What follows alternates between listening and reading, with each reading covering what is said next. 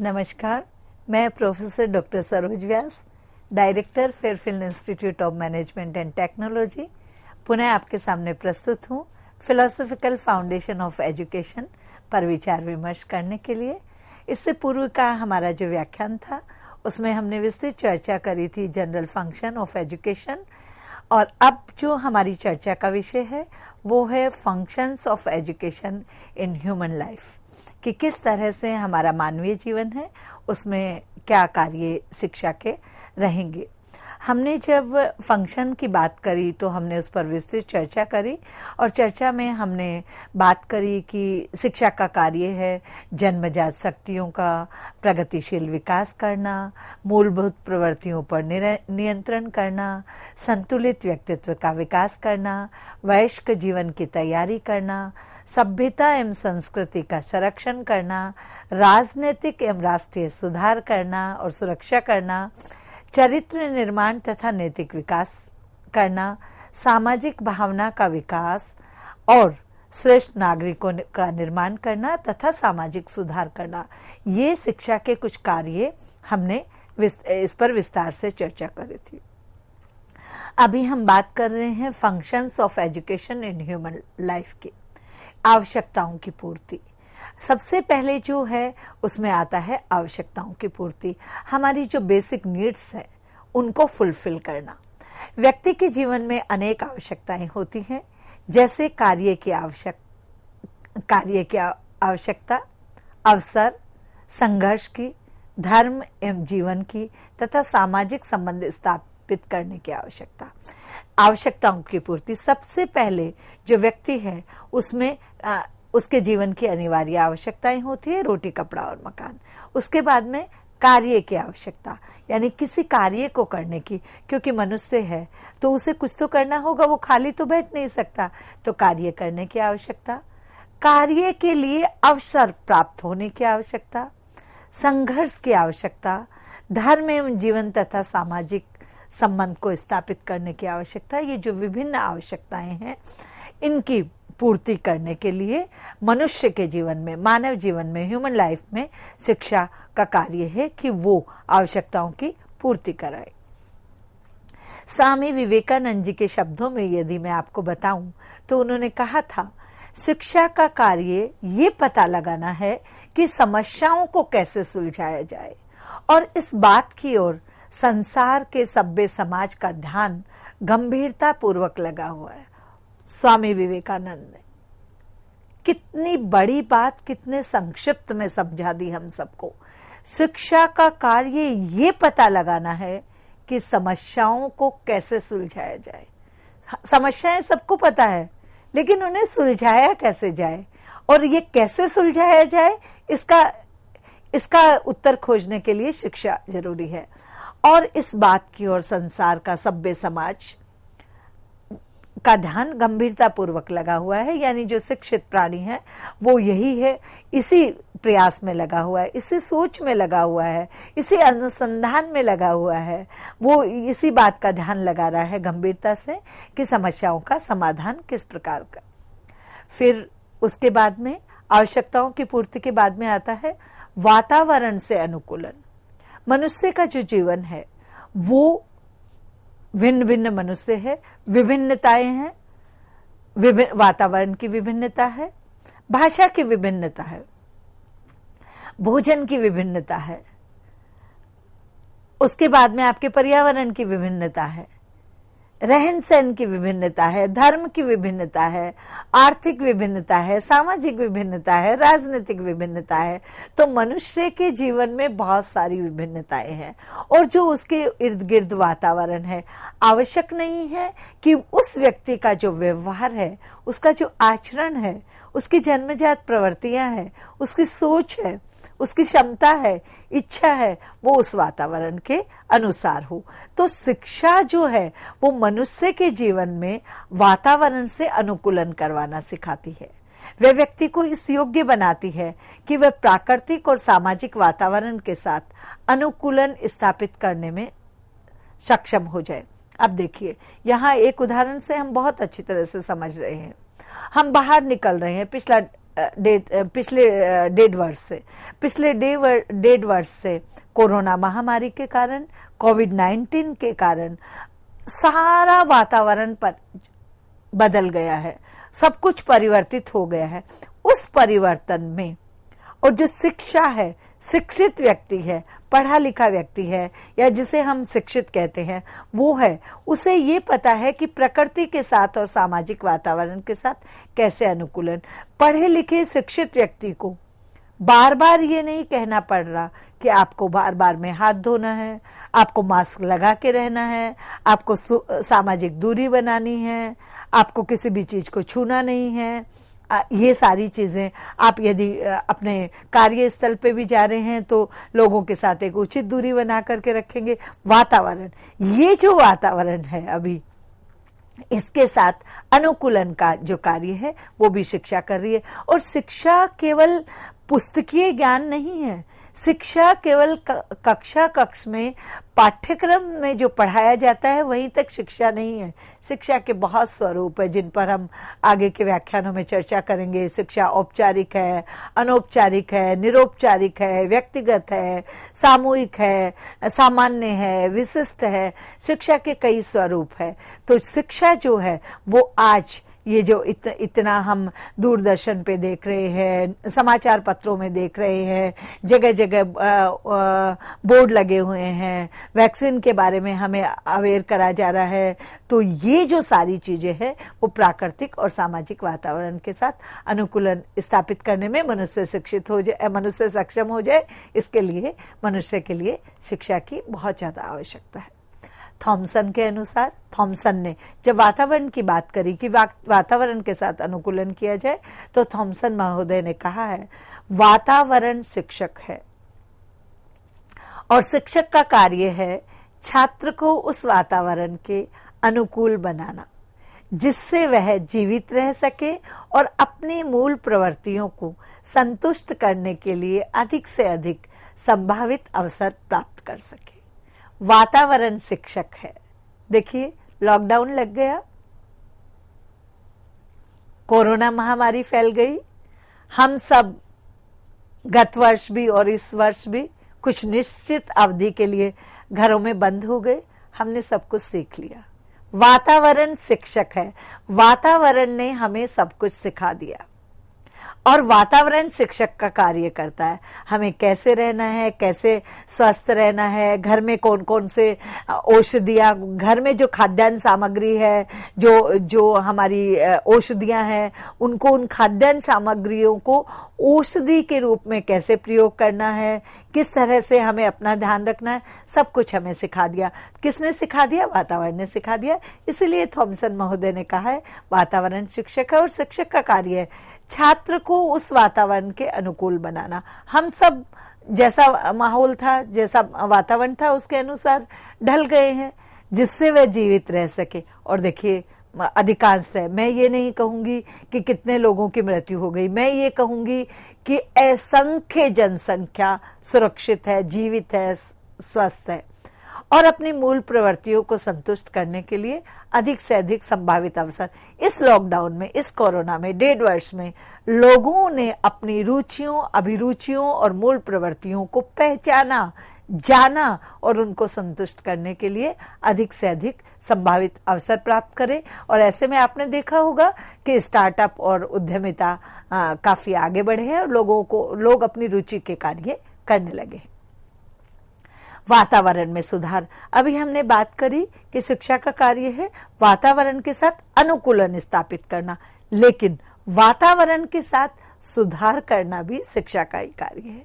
शिक्षा बालक को इस योग्य बनाए कि वह वातावरण से अनुकूलन करना तो सीखे ही सीखे, साथ ही साथ वर्तमान आधुनिक युग में आर्थिक, सामाजिक, धार्मिक, आध्यात्मिक, नैतिक एवं भाषीय आदि सभी क्षेत्रों में वातावरण अत्यंत दूषित हो सकता है, हो रहा है।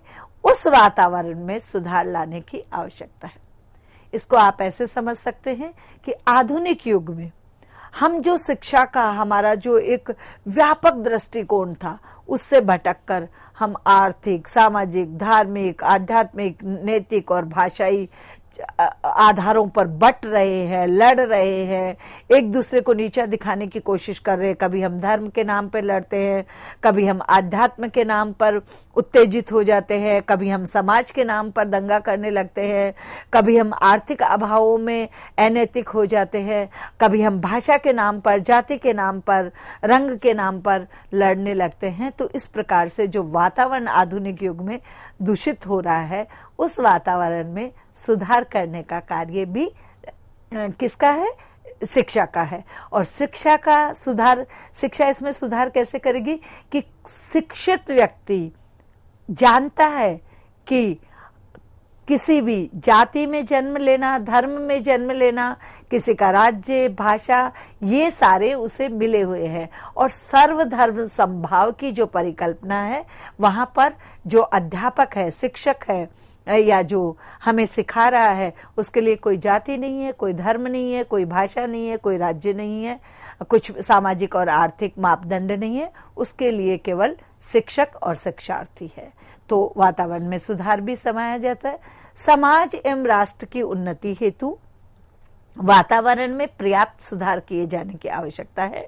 और जॉन डीवी महोदय के कथनानुसार वातावरण से पूर्ण अनुकूलन का अर्थ है मृत्यु। आवश्यकता इस बात की है कि वातावरण पर नियंत्रण रखा जाए। वातावरण से पूर्ण अनुकूलन यानी हम पूरी तरह से, तो जो प्रकृति पद चीजें हैं उनके अनुसार हम पूरी तरह से तो हम अनुकूलन नहीं हो सकता, लेकिन आवश्यकता इस बात की है कि वातावरण पर नियंत्रण रखा जाए। यानी अति, किसी भी कार्य की, किसी भी चीज की अति नहीं हो और हमारा जो वातावरण है वो दूषित नहीं हो। चरित्र का विकास, मनुष्य के जीवन में चरित्र का विकास शिक्षा करती है। समाज में फैली मूल्यहीनता और अनैतिकता की स्थिति को शिक्षा दूर करे और छात्रों में नैतिकता का समावेश करे। समाज में फैली मूल्यहीनता और अनैतिकता की स्थिति शिक्षा दूर करे और छात्रों में नैतिकता का समावेश करे। चरित्र का निर्माण, चरित्र का निर्माण केवल जो पुस्तकीय पाठ्यक्रम है उसको पढ़ने से नहीं होगा। चरित्र के निर्माण का मतलब है कि आप आदर्श और नैतिक और जो मूल्य हैं, हमारे जो परंपरागत मूल्य हैं, उन मूल्यों पर भी चले। पाठ्यक्रम में, जो पाठ्य पुस्तकों में जो पाठ्यक्रम दिया गया है, उस विशेष पाठ्यक्रम को, विशिष्ट पाठ्यक्रम को पढ़ करके विद्यार्थी, छात्र और बालक और मनुष्य किसी व्यवसाय के योग्य हो जाता है। लेकिन उसके साथ साथ उसको चरित्रवान होना है, उसको एक शिष्ट नागरिक भी बनना है। और इस शिष्ट नागरिक बनने के लिए, मूल्यहीनता और अनैतिकता की स्थिति से बाहर निकलने के लिए जो मूल्य आधारित शिक्षा है, उसका समावेश भी होना बहुत जरूरी है। हर्बर्ट के शब्दों में शिक्षा का कार्य उत्तम नैतिक चरित्र का विकास करना है। यानी अध्यापक जब कक्षा में पढ़ाता है तो वो उस पाठ्यक्रम के साथ साथ में नैतिक शिक्षा भी देता है कि हमें कैसा आचरण करना है, दूसरों के साथ कैसा व्यवहार करना है, हमें कहाँ नियंत्रित रहना है, हमें कैसे सामंजस्य स्थापित करना है, हमारे लिए संयम कितना जरूरी है, हमें कर्तव्य और दायित्वों का भान रखना कितना जरूरी है। और जो व्यक्ति संयमित है, जो अनुशासित है, जिसका खुद पर नियंत्रण है, जो सहृदय है, जिसमें सहन शक्ति है और जो सहयोगी प्रवृत्ति वाला है, जो कर्तव्यनिष्ठ है, वो व्यक्ति निश्चित रूप से चरित्रवान व्यक्ति कहलाएगा। ये कहने में मुझे कोई संकोच नहीं हो रहा। व्यावसायिक कुशलता की प्राप्ति, मनुष्य के जीवन में व्यावसायिक कुशलता की प्राप्ति है वो शिक्षा के द्वारा होती है। औद्योगिकरण की दिशा में तेजी से विकास के लिए छात्रों को व्यावसायिक रूप से कुशल बनाने की आवश्यकता है और ये शिक्षा द्वारा ही संभव है। औद्योगिकरण की दिशा में, यानी अभी जैसे मैंने आपसे कहा कि हमारी जो विशिष्ट शिक्षा होती है, वो विशिष्ट शिक्षा मनुष्य को, व्यक्ति को, बालक को, शिक्षार्थी को, विद्यार्थी को उस निश्चित पाठ्यक्रम को पढ़ने के बाद में किसी व्यवसाय के लिए कुशल बनाती है। और ये जो है वो औद्योगिक प्रगति के लिए, विकास के लिए ये बहुत जरूरी है और ये शिक्षा के द्वारा ही संभव हो सकता है। राधा कृष्णन जी के अनुसार प्रयोगात्मक विषयों के प्रशिक्षित व्यक्ति कृषि और उद्योगों के उत्पादन को बढ़ाने में सहायता देते हैं। ये विषय सरलता पूर्वक रोजगार पाने में भी सहायता देते हैं। छात्रों को जीविका उपार्जन करने में सहयोग देना शिक्षा का एक महती कार्य है। राधा कृष्णन जी ने स्वतंत्रता के बाद में जब हमारा राधा कृष्णन कोठारी कमीशन और राधा कृष्णन कमीशन ये सब शिक्षा पर आए, तो उन्होंने कहा कि प्रयोगात्मक विषयों में प्रशिक्षित व्यक्ति यानी जो प्रैक्टिकल, केवल सैद्धांतिक जो पाठ्य पुस्तकों में लिखा हुआ है उसे ही नहीं पढ़ना, प्रयोगात्मक प्रैक्टिकल विषयों में यानी जो करके देखते हैं या जो उस व्यवसाय से, उस उद्योग से, उस कार्य से, उस कला से जो जुड़े हुए लोग हैं, वो प्रयोगात्मक विषयों में वो जो प्रशिक्षित व्यक्ति है वो कृषि और उद्योग के उत्पादन को बढ़ाने में भी सहायता देते हैं और ये विषय सरलता पूर्वक रोजगार पाने में सहायता देते हैं। छात्रों को जीविका उपार्जन करने में सहयोग देना शिक्षा का महती कार्य है। यानी प्रशिक्षित और अनुभवी व्यक्ति अपने अनुभव से कम प्रशिक्षित और अनुभवहीन छात्रों को कार्य करना सिखाए और ऐसे कार्य करना सिखाए जिससे वो आजीविका अपनी प्राप्त कर ले और अपना आजीविका और उद्योग में जा सके, ऐसा राधा कृष्णन जी का मानना था। भौतिक संपन्नता की प्राप्ति। आधुनिक युग भौतिकवादी युग है। भौतिक दृष्टि से असंपन्न व्यक्ति सामाजिक प्रतिष्ठा भी विशेष नहीं होती है।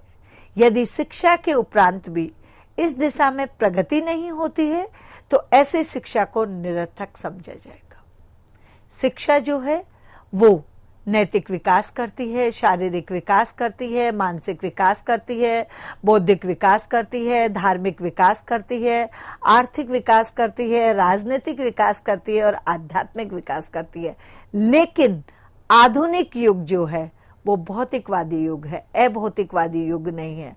अभौतिक का मतलब सिद्धांत, परंपराएं, मूल्य, आदर्श। वो भौतिक का मतलब है भौतिक संसाधन, हमारा, हम कैसे रह रहे हैं, हमारे पास कितना बड़ा मकान है, हमारी गाड़ी कौन सा मॉडल है, हमारे पास आधुनिक तकनीकी के कौन कौन से सामान है, हमारे पास कितने संसाधन है। ये सारी जो भौतिक संपन्नता, जिसे हम कहेंगे कि जो सारी चीजें हमें एक तरह से धनाढ्य और पैसे वाला बनाती है और जो संपन्नता दिखाती है, उसके लिए भी, क्योंकि समाज में जो असंपन्न व्यक्ति है यानी जिसकी भौतिक संपन्नता से हम यहाँ पर जो विलासिता पूर्ण जीवन है उसको भी ले सकते हैं।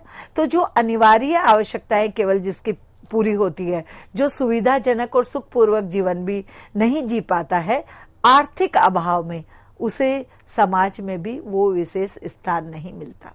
यदि आज हम संपन्नता की बात करते हैं तो बालक से लेकर वृद्ध तक अदानी, अंबानी और टाटा और बिड़ला और बिल गेट्स और इन सब के नाम आते हैं।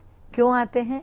क्योंकि उनके पास वो भौतिक संपन्नता में भारत में और बाहर भी जो सूची है उसमें बहुत ऊपर और आते हैं, इसलिए उनको इतना, उनका नाम बच्चा और जो प्रत्येक व्यक्ति जानता है। लेकिन हम किसकी बात कर रहे थे? हम ये कह रहे थे कि शिक्षा के उपरांत भी यदि भौतिक संपन्नता नहीं आई तो शिक्षा निरर्थक। यहां इसको आप ऐसे समझ सकते हैं कि यदि शिक्षित व्यक्ति बेरोजगार रहा तो ऐसे शिक्षा को निरर्थक समझा जाना कदापि अतिशयोक्ति नहीं है। शिक्षा हमें कौशल सिखाती है, शिक्षा हमें कला सिखाती है, शिक्षा हमारी बुद्धि का विकास करती है, शिक्षा हमें कुशल बनाती है। और यदि हमने ये सब चीजें कर ली और उसके बाद भी यदि हम बेरोजगार हैं, दूसरों पर आश्रित हैं, आत्मनिर्भर नहीं बन पाए, तो ऐसी शिक्षा निरर्थक समझी जाएगी तो शिक्षा का कार्य है कि भौतिक संपन्नता की प्राप्ति भी कराए। जॉन रस्किन के अनुसार माता पिता कहते हैं कि शिक्षा का मुख्य कार्य उनके बच्चों को जीवन में अच्छे स्थान प्राप्त करने, बड़े और धनी व्यक्तियों के समाज में महत्वपूर्ण बनने और आराम तथा ऐश्वर्य का जीवन व्यतीत करने के लिए तैयार करना है। जॉन रस्किन ने कहा है कि माता पिता का मानना है या वो कहते हैं कि शिक्षा उनके बच्चों को जीवन में अच्छे स्थान पर पहुंचाए, बड़ा और धनी व्यक्ति बनाए, समाज में महत्वपूर्ण पद दिलाए और ऐशो आराम की जिंदगी व्यतीत करने के लिए तैयार करे। यदि ऐसा शिक्षा करती है तो शिक्षा अपना कार्य पूरा करती है, अन्यथा अगर ये सब नहीं हुआ तो उस शिक्षा को निरर्थक समझा जाएगा। कार्यों का व्यवहारिक ज्ञान। सिद्धांतों के अध्ययन अध्यापन से ज्ञान में वृद्धि होती है। प्राप्त ज्ञान के आधार पर कार्यों में दक्षता हासिल करने के लिए व्यवहारिक रूप से प्रयोग द्वारा सीखा सिखाया जाना आवश्यक है। प्रगतिशील देशों में इस कार्य पर अत्यधिक बल दिया जाता है। कार्यों का व्यवहारिक ज्ञान यानी हम जो कक्ष में या अभी वर्चुअल ऑनलाइन क्लासेज में जो सिद्धांत पढ़ते हैं, जिनका अध्ययन अध्यापन करके हम अपने ज्ञान में वृद्धि करते हैं, उस ज्ञान में वृद्धि होने के बाद यदि उस कार्य को करने में दक्षता नहीं है व्यवहारिक रूप से, तो फिर वो प्रगति नहीं हो पाएगी। इसलिए व्यवहारिक रूप से प्रयोग द्वारा सिखाया जाना भी बहुत आवश्यक है। हम कक्ष में एक पाठ हम बता रहे हैं कि खेती कैसे की जाती है, पौधा कैसे लगाया जाता है, फसल को उपजाऊ कैसे बनाया जाता है, कौन कौन से उसमें कीटनाशक दवाइयां डाली जाएगी, कौन कौन से किस प्रकार की खाद डाली जाएगी, कितने समय पर डाली जाएगी, कितना पानी उसमें दिया जाएगा और किस समय उसकी खुदाई होगी, रुपाई होगी, बुआई होगी, कटाई होगी, गुदाई होगी, ये सब हमने सिद्धांतों में पढ़ लिया। लेकिन इस कार्य में व्यवहारिक रूप से यदि दक्षता हासिल नहीं है तो प्रगति नहीं होगी, और यदि प्रगति नहीं होगी तो वो कार्य जो है वो व्यवहारिक ज्ञान नहीं होने से वहां पे वो शिक्षित होते हुए भी वो शिक्षा जो है उसका कोई उपयोग नहीं होगा। तो प्रगतिशील जो देश है उनमें इस कार्य पर अत्यधिक बल दिया जाता है। स्वामी विवेकानंद जी के शब्दों में, बालक को कार्य के सभी क्षेत्रों को व्यवहारिक ज्ञान प्राप्त करना आवश्यक है। सिद्धांतों के ढेर से देश का नाश हो गया है। यानी जो भी हम पढ़ा रहे हैं, जितने भी क्षेत्रों के बारे में बता रहे हैं, उनका व्यवहारिक ज्ञान प्राप्त करना बहुत जरूरी है, क्योंकि केवल सिद्धांत के यदि हमने ढेर लगा दिए तो देश जो है वो विनाश की तरफ जा रहा है और नाश की तरफ जा रहा है। ऐसा स्वामी विवेकानंद जी ने कहा था।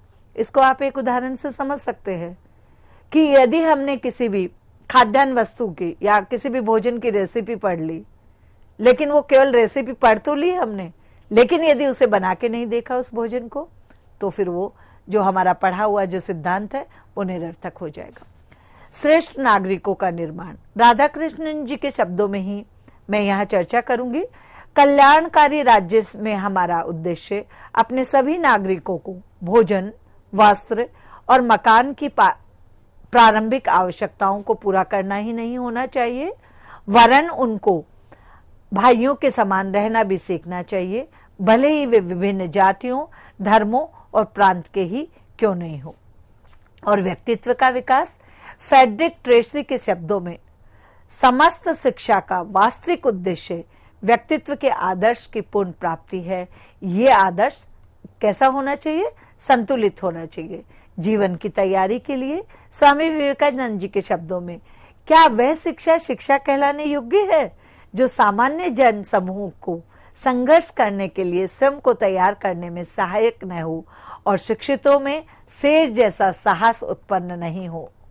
तो इस प्रकार से जॉन डेवी ने भी कहा है कि अनुभवों का पुनर्गठन है शिक्षा। शिक्षा का प्रमुख कार्य है मनुष्य पग पग पर अपने अनुभवों द्वारा जीवन को समृद्ध बनाए। शिक्षा इतनी विशाल होनी चाहिए जितना कि मनुष्य है, उसमें जो शक्तियां हैं शिक्षा को उन्हें पोषित और प्रदर्शित करना चाहिए। तो इस प्रकार से एमसन ने कहा है कि विषाद होनी चाहिए जितना कि मनुष्य, और उसमें शक्तियां हो जिससे उसे पोषित और प्रदर्शित किया जाए।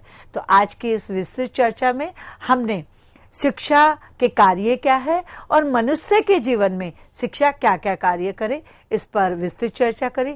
मैं आशा करती हूँ कि आप लोग जो ये व्याख्यान है इसे आत्मसात कर पा रहे हैं और समझ पा रहे हैं कि शिक्षा की आवश्यकता समय और काल के अनुसार क्या है और शिक्षा के कार्य क्या है।